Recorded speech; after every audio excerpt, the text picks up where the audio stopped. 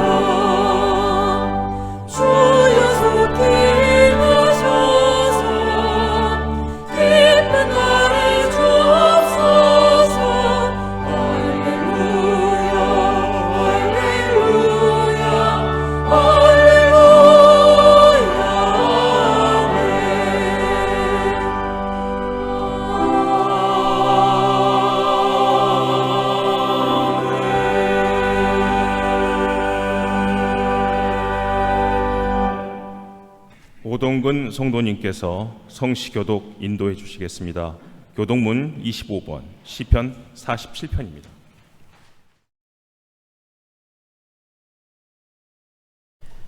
너희 만민들아, 손바닥을 치고 즐거운 소리로 하나님께 외칠지어다. 지존하신 여호와는 두려우시고 온 땅의 큰 왕이 되십니다. 여호와께서 만민을 우리에게, 나라들을 우리 발 아래에 복종하게 하시며 우리를 위하여 기업을 택하시나니 곧 사랑하신 야곱의 영광. 하나님은 온 땅의 왕이심이라. 지혜의 시로 찬송할지어다. 세상의 모든 방패는 하나님의 것이며 그는 높임을 받을 시로다. 아멘.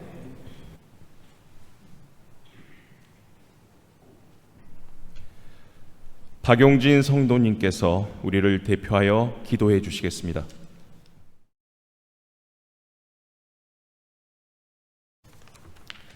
다 함께 기도드리시겠습니다. 모든 것의 주인이신 주님, 주님의 섭리를 찬양합니다. 무더위의 날씨, 장마철의 집중호우와 강풍이 몰아치곤 하지만 우리에게 사랑과 지혜의 애지원을 허락하여 주시고 구원을 알게 하셔서 기쁨의 노래로 주님을 높이며 예배하게 하시니 감사합니다. 하오나 주님, 한 주간 동안 하나님보다 세상에 너무 빠져 있거나 나 자신만을 생각하는 이기적인 모습이 있었습니다. 주께서 용서해 주시고 성령님의 권능으로 우리를 새롭고 강하게 하여 주옵소서. 6월이 오면 아프고 쓰린 상처를 안고 과거를 기억하며 나라를 위해 희생한 젊은 용사들을 추념합니다. 이 민족을 도우시는 주님, 머지않아 남과 북이 가로막힌 마음과 철조망을 열고 화해와 평화를 누리게 하시고 함께 어울려 주님을 찬양하며 예배하는 날이 오게 하옵소서. 주님, 전 세계적인 경제 불안, 정치 불안, 전쟁, 질병으로 시달리고 있는 이들을 붙잡아 주옵소서. 주님을 의지하여 기도로 나아가오니 고난과 어려움의 현장에 주님의 평강으로 휘감아 주시고 치유를 내려 주시옵소서. 특별히 이 시간 대학재단의 교육기관과 기업들을 위해 기도합니다. 세종초등학교와 고등학교, 세종대학교와 사이버대학교를 항상 불꽃 같은 눈동자로 지켜주시고 더욱 성장하여 높은 위상을 갖고 탁월한 인재들이 배출되게 하옵소서. 기업에서 수고하는 이들의 노고와 헌신을 통해 하나님의 나라가 더욱 확장되게 하옵소서. 오늘 예배를 위해 하나님의 말씀을 전해주실 이태하 교목실장님과 성령 충만을 허락하여 주시고 말씀을 들을 때 우리의 마음이 뜨거워지며 풍성한 열매를 삶을 통해 실천하게 하옵소서. 곳곳에서 예배를 섬기는 손길들과 하늘연 성가대를 기억하여 주시고 이 모든 수고가 교회와 하나님의 나라를 위해 기쁘게 사용되게 하옵소서. 우리의 삶 속에서 늘 함께해 주시고 힘을 주시는 주님께 감사드리오며 예수님의 이름으로 기도드립니다. 아멘.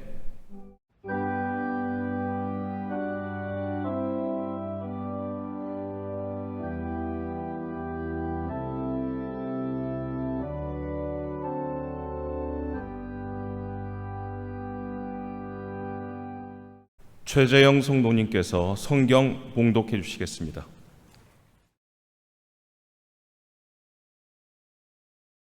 오늘 우리에게 주시는 하나님의 말씀은 창세기 27장 28절에서 29절, 28장 3절에서 4절, 13절 15절의 말씀입니다. 받들어 읽겠습니다.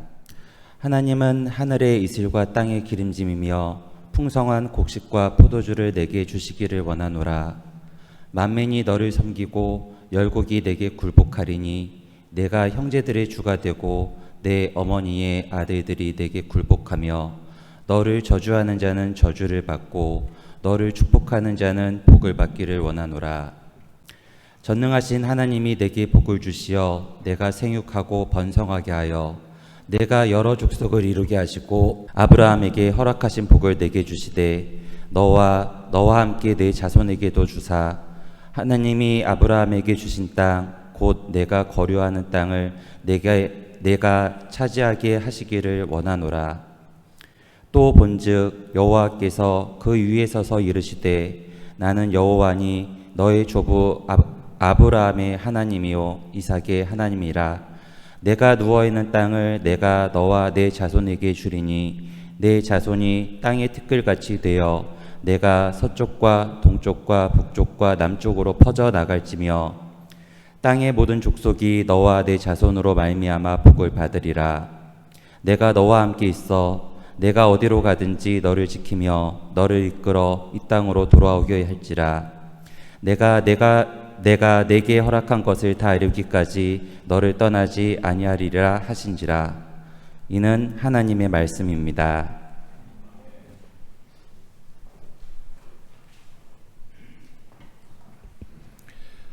하늘연 성가대 특별 찬양이 있겠습니다.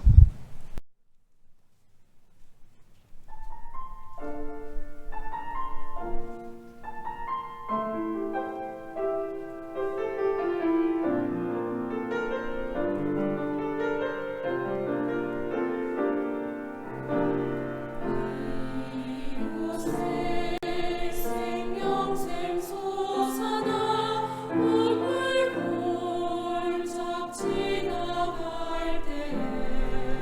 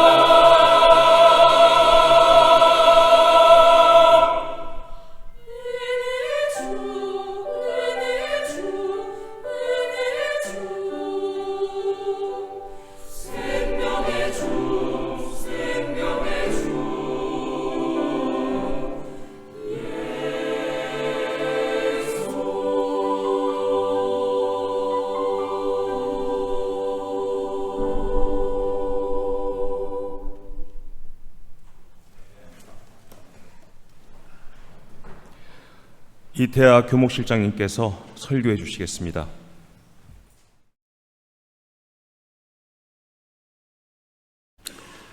성경을 보면 성경에는 많은 인물들이 등장합니다. 그 중에 우리가 주목할 인물이 한 사람이 있습니다. 야곱입니다. 창세기 27장부터 야곱에 대한 이야기가 이어지고 거의 끝장까지 야곱에 대한 기록이 나오고 있습니다. 야곱에 관한 이야기를 읽다 보면 이런 생각이 듭니다. 야곱은 교활하고 굉장히 이기적이고 성공지향적인 그런 삶을 산 사람입니다. 그러기에 그는 도덕적이지도 않았고 인격적으로 성숙한 모습을 갖추지도 못했습니다. 그런데 성경에는 무려 27장부터 50장까지 야곱에 대한 기록이 나오고 있습니다. 대체 왜 이런 사람을 그렇게 중요하게 기술하고 있는지 궁금하지 않을 수가 없습니다. 오늘은 야곱의 이야기를 통해서 여러분과 제가 은혜를 함께 나누고자 합니다. 야곱의 이야기는 27장에서 시작이 되는데 창세기 야곱이 어머니 리브가와 공모하여 아버지를 속여 마땅히 형에게 돌아갈 에서의 장자의 축복을 빼앗는 장면에서부터 시작이 됩니다. 그 장자의 아버지로부터 그래서 받은 장자의 축복이 지금 읽은 성경 봉독 창세기 27장 28절에서 29절의 내용입니다. 그런데 에서가 뒤늦게 이 사실을 알고 야곱을 죽이겠다고 합니다. 그러자 리브가는 야곱을 보호하기 위해서 그의 오라버니가 사는 하란으로 그를 도피시킬 계획을 하게 됩니다. 하란으로 떠나는 날 이삭이 아들 야곱에게 해준 축복이 창세기 28장 3절에서 4절입니다. 야곱은 하란으로 가는 길에 베델에서 노숙을 하게 되는데 그날 밤 꿈속에서 하나님이 야곱에게 나타나셔서 해준 축복이 창세기 28장 13절에서 15절입니다. 마지막 세 번째 구절입니다. 하란은 지금으로 얘기하면 시리아의 북쪽 그리고 터키의 남동부에 해당되는 시리아 국경지대에 위치하고 있습니다. 대략 야곱이 출발한 곳이 오늘날 이스라엘의 네게브 사막 남쪽 끝인데 거기서 그것을 부엘세바라고 하는데 거기서부터 하란까지의 거리는 대략 900km입니다. 거기를 먼 거리를 도보로 여행하게 된 것입니다. 야곱은 외삼촌 라반의 집에 가서 무려 20년을 일하게 됩니다. 라반의 밑에서 가축을 기르는 그러한 노역을 하면서 20년을 지내면서 라반의 두 딸 레아와 라헬을 아내로 얻고 또 많은 재산을 모으게 됩니다. 그리고 그가 아버지로부터 받은 장자의 축복을 떠올리며 이제 돌아가 장자의 축복을 누릴 생각을 하며 고향으로 돌아가게 됩니다. 그런데 고향으로 돌아갈 때 그는 두려움이 앞섰습니다. 어떤 두려움이냐면 그가 형 에서의 축복을 가로챘기 때문에 에서가 어떻게 나올지 사뭇 궁금할 수밖에 없었습니다. 그래서 그의 종을 에서에게 보냅니다. 내가 돌아간다 하는 사실을 알리도록 이야기했습니다. 그런데 종이 돌아와서 하는 말이 매우 충격적이었습니다. 뭐냐면 에서가 그를 맞이하러 무려 400명이나 되는 수하를 거느리고 그를 맞으러 온다는 이야기입니다. 이 이야기를 듣자 애굽은 공포에 빠졌습니다. 왜냐하면 이미 에서가 장자로서 아버지의 뒤를 이어 족장이 되었음을 의미합니다. 수하 400명을 이끌고 온다는 것은 그가 이미 아버지의 뒤를 이어 족장이 되었음을 의미하고 또 그가 무려 400명이나 되는 수하를 끌고 온다는 사실은 단순히 그를 환영하기 위함이 아니라 그를 죽일지도 모른다는 두려움에 빠지게 됐습니다. 그래서 그는 야복강 나루에서 이런 꾀를 냅니다. 야, 종과 내가 갖고 있는 가축대를 두 부류로, 두 팀으로, 두 떼로 나누어 한 떼를 형 에서가 치면 한 떼를 뒤로 도피시키자 하는 생각을 갖게 됩니다. 그러나 곧 그 계획이 어리석음을 깨닫게 됩니다. 가축을 끌고 400명의 무리를 따돌릴 수는 없었기 때문입니다. 그래서 그는 생명을 구하기 위해 그가 하란에서 모은 거의 전 재산에 해당하는 양과 염소와 나귀와 소와 낙타와 포함하는 모두 550마리, 정확하게 성경에 기록되어 있습니다. 이거 모든 가축의 떼를 합치면 무려 550마리나 되는 당시로서는 엄청난 양입니다. 이것을 에서에게 선물로 드리는 꾀를 생각해냅니다. 이것도 한 번에 주는 것이 아니라 여러 떼로 나누어 하나의 떼가 가서 선물로 바치고 또 어느 정도 진행하다 보면 또 두 번째 선물이 가는 방식으로 그렇게 계획을 짜고 먼저 가축대를 보냅니다. 그리고 나서 그의 가족을 이끌고 야복강 나루를 건넙니다. 그리고 그의 가족을 먼저 보내게 한 다음에 야복강에서 기도를 합니다. 성경은 그 부분을 어떻게 설명하고 있냐면 어떤 남자를 만나서 밤새 씨름을 했다고 말하고 있습니다. 그 사람이 누군지, 왜 씨름을 했는지 아무 설명이 없습니다. 성경학자들은 여기에 대해서 두 가지로 설명하고 있습니다. 하나는 꿈에서 어떤 남자를 만났다라는 것과 또 하나는 그가 밤새 기도를 했다는 것입니다. 저는 후자가 맞다고 봅니다. 그는 밤새 기도를 했습니다. 무슨 기도를 했겠습니까? 아버지로부터 받은 장자의 축복을 하나님께 구하고 또 그가 베델에서 받은 하나님의 축복을 상기시켜 드리면서 자신의 목숨을 구해주고 자기가 돌아가 장자의 장자의 축복을 누릴 수 있게 도와달라는 그런 기도를 했을 겁니다.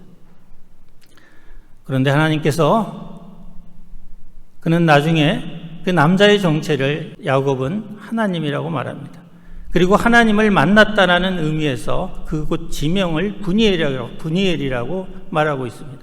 하나님의 얼굴이라는 뜻입니다. 결국 그는 기도 중에 하나님을 만났고 하나님은 그의 환도뼈를 쳤습니다. 여기서 환도뼈란 엉덩이 골반에서 그 허벅지에 근육을 지탱하는 뼈입니다. 그걸 쳐서 위골시켰다고 얘기하고 있습니다.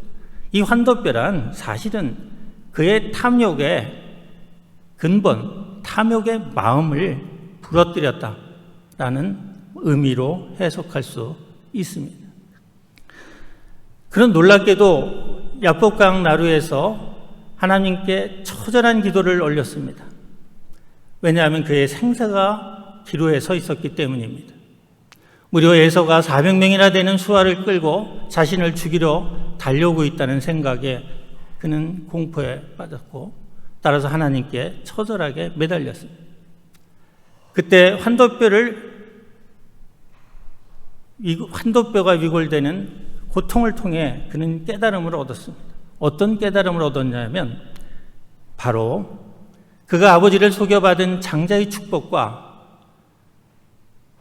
베델에서 하나님이 그에게 주신 축복의 내용이 다르다는 사실입니다. 여러분, 창세기 27장 28절에서 29절에 나오는 아버지 이삭이 아들 야곱에게 해줬던 그 축복의 장자의 축복의 본질은 재물과 권력에 대한 축복이었습니다. 그러나 아버지 이삭이 하란으로 떠나는 아들 야곱에게 해준 축복과 베델에서 하나님께서 꿈속에 나타나셔서 해준 축복은 요지가 바로 생육하고 번성하라 라는 내용의 축복이었습니다. 그러나 장자의 축복에 눈이 먼 야곱은 이 모든 축복이 동일한 축복으로 오해했습니다. 그리고 그 축복을 누리기 위해 고향으로 돌아가고자 했던 것입니다. 그러나 그날 밤 기도를 통해 한대뼈가 부러지는 아픔을 통해 그는 깨달았습니다. 그가 추구했던 거짓을 통해서 교활한 생각으로 그가 형 에서에게서 뺏었던 장자권의 축복이 헛된 것이었음을 깨달았습니다. 따라서 그는 변화했습니다. 다음날 해가 뜨자 그는 형 에서를 맞으러 가족들을 앞서 앞으로 나아갑니다. 그리고 형 에서를 만나자 형 에서에게 그는 7번 절하고 그의 형을 나의 주님이라고 부릅니다. 그리고 그가 가진 아까 선물로 보냈던 그 많은 가축대를 형 에서에게 예물로 바칩니다. 이것은 곧 그가 더 이상 장자의 꿈을 꾸지 않는다, 포기했음을 의미합니다. 그리고 형 에서를 족장으로 대우하고 있습니다. 7번 절한다는 것은 그 당시 족장이나 왕에게 행하던 예우였습니다. 그리고 그를 나의 주님, 로드, 주여라고 부른 것은 그가 족장임을 인정하는 행위였습니다. 그리고 더 놀라운 것은 형 에서가 자신과 더불어 고향으로 돌아가자라는 말을 정중히 사양하고 천천히 뒤를 따르겠다고 얘기한 이후에 그는 고향과는 정반대인 세겜으로 방향을 돌립니다.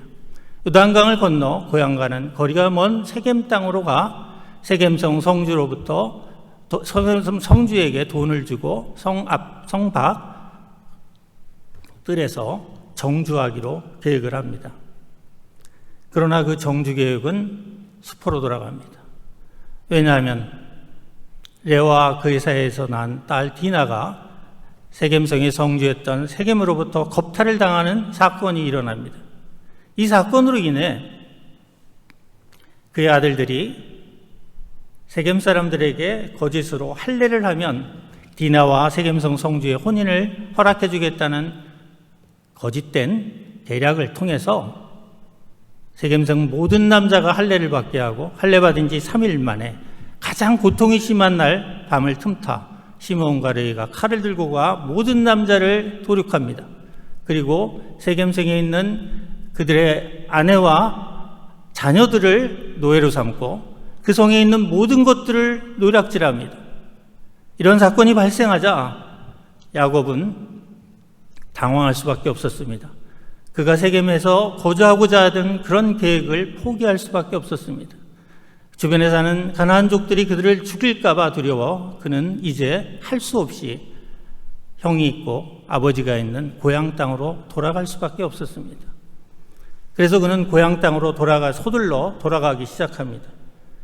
베들레헴에 이르렀을 때 그가 가장 사랑하는 여인 라헬이 막내 아들 베냐민을 낳다가 죽음을 맞이하게 됩니다. 결국 야곱은 외삼촌 라반의 집에서 무려 20년간 노동하면서 얻은 가장 귀중한 것, 그의 재산과 그가 사랑하는 아내를 잃고 결국은 빈손으로 자신의 고향 땅에 도달하게 됩니다. 그런데 공교롭게도 그가 형 에서에게 예물로 줬던 550마리의 그 많은 가축대가 형에게 들어가자 형은 그러지 않아도 많은 가축대를 갖고 있던 부자였는데 너무 가축이 많다 보니까 헤브론과 부알세바가 거의 같은 지역인데 그 지역에 가축을 치기에 너무 좁아요. 그러다 보니까 세일산 아래 넓은 에돔 평화로 영구히 이주하게 되고 아브라함 때부터 조상 대대로 살아왔던 헤브론과 부엘세바가 결국은 야곱의 손에 넘겨집니다. 결국 하나님이 베델에서 예언한 대로 고향 땅으로 돌아왔고 12명이나 되는 자녀를 데리고 돌아왔습니다. 그 12명의 자녀가 결국 이스라엘 민족을 이루게 되는 놀라운 일이 벌어지게 되는 것입니다. 결국 우리는 야곱의 사건을 통해서 귀중한 메시지를 듣게 됩니다. 그것은 뭐냐 하면 야곱은 바로 우리의 자화상이라는 사실입니다. 사람들은 대부분이 젊어서 재물과 권력을 추구하며 삽니다. 이것이 바로 장자의 축복을 탐하는 행위입니다. 그러나 장자의 축복은 누구에게나 주어지는 것이 아닙니다. 하나님이 특별히 소명을 주신 사람들에게 주는 축복입니다. 그러기에 재물이나 권력, 명예 이런 것들은 하나님께서 특별히 소임을 맡은 자에게 주시는 은사이기에 이것을 탐하고 이것을 복이라 생각하고 이것을 탐닉하며 사는 사람들은 문제가 생깁니다. 어떤 문제냐? 영적으로 병들게 되고 하나님이 진정 우리에게 주신 참된 축복을 누리지 못하는 그런 문제를 발생시킵니다. 야곱이 베델에서 꿈속에서 하나님으로부터 받은 축복은 생육하고 번성하라는 것입니다. 그리고 땅을 유업으로 주시겠다는 말씀입니다. 그것은 실현이 됐습니다. 그러나 이 축복은 단순히 야곱에게만 주신 축복은 아니었습니다. 그의 조부인 아브라함에게도 주셨던 축복이고, 우리가 창세기로 돌아가면 창세기 1장 28절에 무엇이라고 되어 있냐 하면, 하나님께서 세계를 창조하시고 마지막으로 인간을 창조하신 후 인간에게 주신 축복이 바로 생육하고 번성하라, 그리고 땅에 충만하라는 말씀입니다. 따라서 이 축복은 아브라함과 야곱에게만 주신 축복이 아니라 우리 모두에게 주신 축복의 말씀입니다. 그리고 생육하고 번성하라는 이 말씀은 축복이자 동시에 우리에게 주어진 소명입니다. 그럼 이 소명이 왜 축복이냐? 그것은 생명의 본질이 사랑이기 때문입니다. 사랑은 생명을 낳고 생명을 전파하고 생명을 잇는 생명의 원동력입니다. 결국 생육하고 번성하고 땅에 충만하라는 창세기 1장 28절의 말씀은 예수님이 신약에서 노상 가리켰던 이웃을 사랑하라는 말씀과 같은 말씀입니다. 우리가 누군가를 사랑할 때 우리 마음속에는 그 누구도 뺏어갈 수 없는, 말로 형언할 수 없는 사랑의 기쁨이 차오릅니다. 이것이 진정 하나님께서 우리에게 약속하신 축복입니다. 바로 자기의 분복이 아닌 재물과 권력을 탐하는 사람은 결코 이런 축복을 맛볼 수가 없습니다. 자기의 분복이 아닌 재물과 권력을 탐하는 자는 바로 야곱입니다. 야곱의 말의 의미는 발 뒤꿈치를 잡다라는 의미입니다. 남의 발꿈치를 잡다, 남을 미루어내다, 남을 끌어내리다 라는 의미입니다. 결국 이런 사람들이 어떻게 이웃을 사랑할 수 있겠습니까? 따라서 자기의 분복이 아닌 재물과 권력을 탐하는 자는 결코 하나님이 주시는 신령한 축복, 생명을 온전히 누리는 그 축복을 받을 수가 없습니다. 여러분 영화 빠삐용을 보셨죠? 아마 안 보신 분은 아무도 없을 것 같습니다. 거기 빠삐용이 원래 금고토리범인데 억울하게 사람을 죽인 살인죄로 기소가 되어 멀리 바다 한가운데 있는 섬으로 유배를 갑니다. 그는 끊임없이 자기가 무죄라고 생각하고 사실 무죄였습니다. 그는 섬을 탈출하고자 하나 번번이 실패합니다. 어느 날 꿈속에서 그가 재판을 받는 꿈을 꾸게 됩니다. 그는 재판관들에게 항변합니다. 저는 죄가 없습니다. 그런데 돌아오는 답변은 그것이 아니었습니다. 너는 유죄라는 것입니다. 그런데 그 유죄란 이유가 놀랍습니다. 너는 인생을 낭비한 자라는 것입니다. 인생을 낭비했기에 너는 유죄라는 것입니다. 그러자 그 말을 들은 빠삐용은 돌아섭니다. 자기가 인생을 낭비한 자임을 알았기 때문입니다. 자기의 분복이 아닌 재산과 권력을 탐하는 자는 바로 인생을 낭비한 자입니다. 왜냐? 하나님이 주시는 축복 또는 하나님이 주시는 소명을 다하지 못한 인생에 낭비를 한 사람입니다. 오늘 야곱의 일생을 통해서 우리는 그 깨달음을 얻게 됩니다. 우리에게는 누구나 가정이 있습니다. 가정은 생명의 보금자리입니다. 생명을 탄생시키고 생명을 이어가는 보금자리입니다. 가정은 그 어느 것보다 중요합니다. 우리가 어떤 이유에서도 가정을 포기해서는 안 됩니다. 이것은 하나님이 우리에게 주신 복의 근원이기도 합니다. 여러분, 우리 인생을 돌아보아야 합니다. 만약 우리가 헛된 장자의 축복을 누리며 살고 있다면 우리에게 필요한 것은 오늘날 야복강의 기도입니다.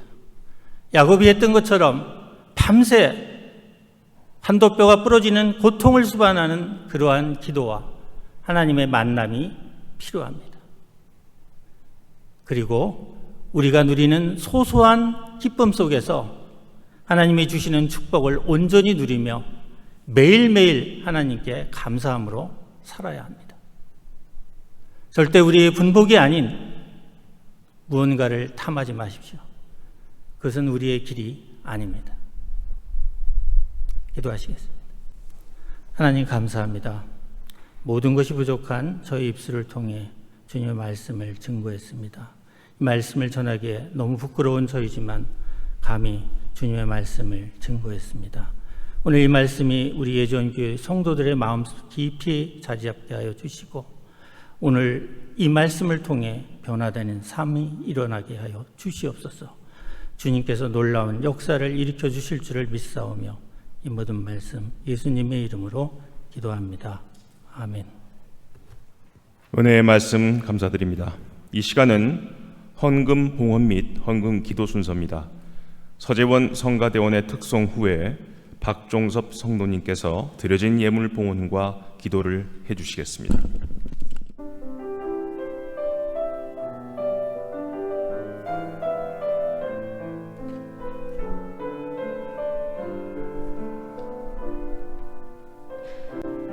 주님 나를 부르시니 두려움 없이 에서 나아가리라. 주님 나를 부르시니 주님 내게 오라시니 주님 보고 계시기에 의심치 않고 바다를 걸어가리라. 주님 보고 계시기에 주님 여기 계시기에 주님 여기 계시기에 이 깊은 바다가 반석이 되고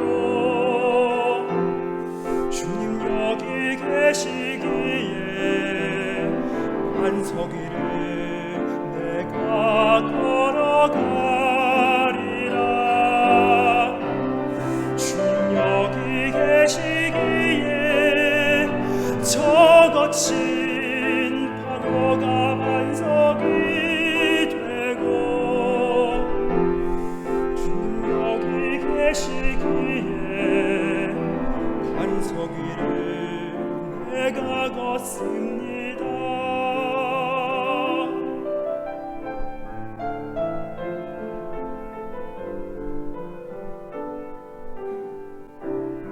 주님 보고 계시기에 의심치 않고 바다를 걸어가리라. 주님 보고 계시기에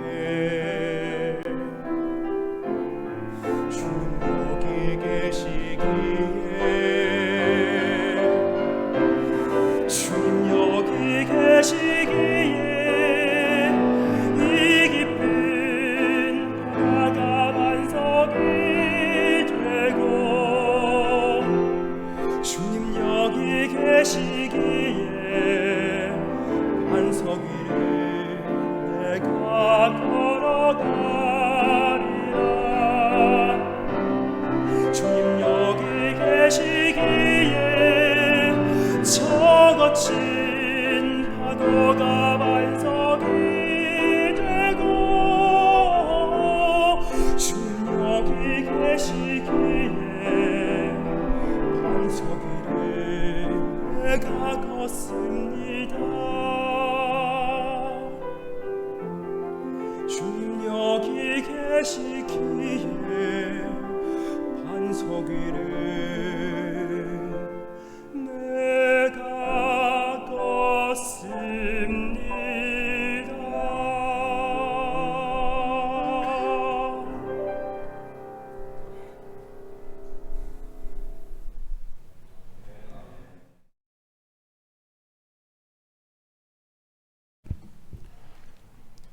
은혜로우신 하나님, 오늘 주님의 복된 성의를 허락하셔서 예배하게 하시고 경배와 찬양을 드리며 말씀으로 은혜 받고 결단하는 시간을 갖게 하시니 감사드립니다.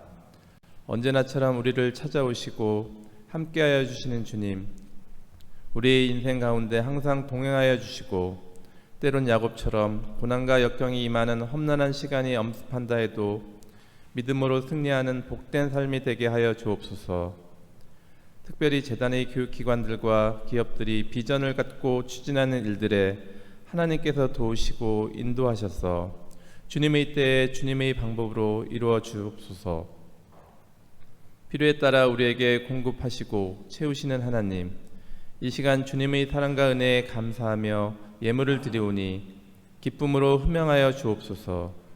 저희들이 세상에 살면서 가진 것이 너무 많아 하나님을 외면하지 않도록 하시고 가진 것이 부족하여 하나님을 원망하지 않도록 항상 일용할 양식으로 채우시며 감사하게 하옵소서.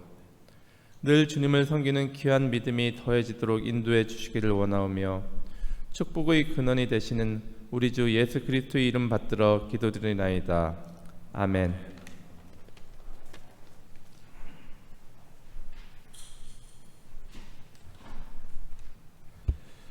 양승준 목사님께서 환영 및 광고 말씀해 주시겠습니다. 애지연교회 예배에 함께 해주셔서 감사합니다. 하나님의 은혜와 평강 가운데 날마다 거하시길 빕니다. 장마와 더위가 지속되고 있습니다. 건강과 안전을 위해서 기도합니다. 오늘 설교해 주신 교목시장님 감사드립니다. 돈과 권력을 쫓는 장자의 축복이 아니라 생육하고 번성하고 신령한 생명을 온전히 누리는 베델의 축복 가운데 살아가시기를 바랍니다. 성가대 찬양 감사하고요. 서재원 성가대원의 특송도 깊이 감사드립니다. 6월의 기도 제목입니다. 창립 85주년 맞는 대항학원 산하 모든 교육기관과 기업들이 은혜 안에서 성장하고 발전하길 기도해 주시기 바랍니다. 호국 보훈의 달입니다. 나라를 위해서 희생하신 순국 선열들을 기억하면서 감사와 기도로 추념하는 날이 되길 바랍니다. 전쟁의 소용돌이 속에 있는 국가들 평화를 찾게 하시고 지도자들이 하나님의 뜻대로 통치할 수 있도록 간구해 주시기 바랍니다. 세종대학교가 세계 100대 연구중심대학으로 도약할 수 있도록 온 성도들이 합력하여 선을 이루도록 기도해 주시기 바랍니다. 애지연교회와 교목실을 통해서 복음의 능력을 전하게 하시고 맡겨진 영혼들을 사랑과 말씀으로 양육할 수 있도록 간구해 주시기 바랍니다. 공지사항입니다. 애지연교회 계좌번호가 화면에 나타나고 있습니다. 참조하셔서 봉헌해 주시기 바랍니다. 주일 예배 순서가 화면에 나타나고 있습니다. 참조하셔서 준비해 주시고 순서 맡아주신 분들에게 감사를 드립니다. 이상으로 환영 및 광고를 마치겠습니다. 고맙습니다. 결단 찬송 436장 함께 부르시겠습니다.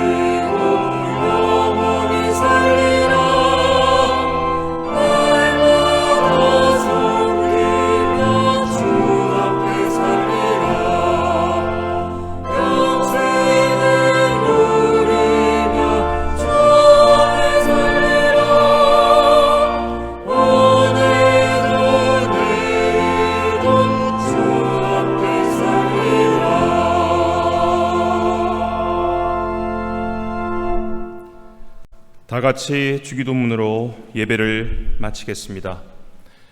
하늘에 계신 우리 아버지, 아버지의 이름을 거룩하게 하시며 아버지의 나라가 오게 하시며 아버지의 뜻이 하늘에서와 같이 땅에서도 이루어지게 하소서.